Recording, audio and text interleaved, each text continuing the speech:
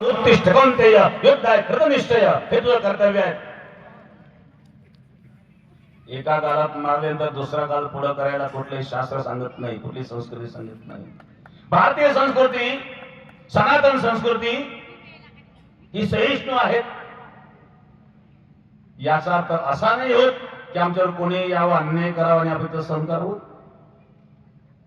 अन्याय कोणावर कधीच करू नये, विनाकारण कोणाला गवताची काळी देखील तुटसू नये.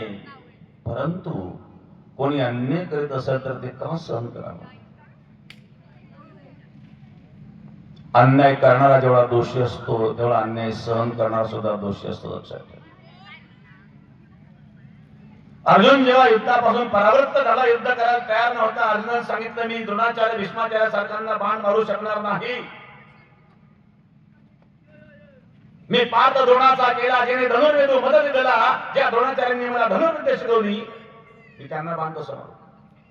जे तेची या कृपा नाही जे बोलू ते ठीकची म्हणे विचारू तरी काय मी भस्मासूर. अर्जुन म्हणे अर्जुन तुम्ही भस्मासूर नाही आहे, ज्या द्रोणाचार्यांनी मला धनुर्विद्या शिकवली त्यांना मी बाण मारणं हे उचित नाही आहे, मी युद्ध करणार नाही. भगवंताने सांगितलं अर्जुन अशोचानशोचस्तम प्रज्ञावादांश भाषसे गतासुरगतासुश्च नानुशोचन्ति पंडिताः. तो पंडितासारखा बोलतो पण पंडित नाहीच अर्जुन.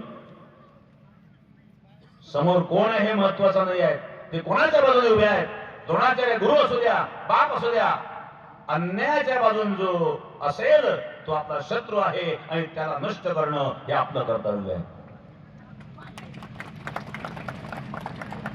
मग गुरु असू द्या, बाप असू द्या. तेजो पिता प्रल्हाद विभीषण बंधू भरत हे ताई. तेजो पिता प्रल्हाद, प्रल्हादाने बापाचा त्याग केला हिरण्यकश्यपूचा, भरताने आईचा त्याग केला कैकेयीचा, विभीषणाने भावाचा त्याग केला रावणाचा. आई असू द्या, बाप असू द्या, भाऊ असू द्या, आजोबा असू द्या, गुरु असू द्या,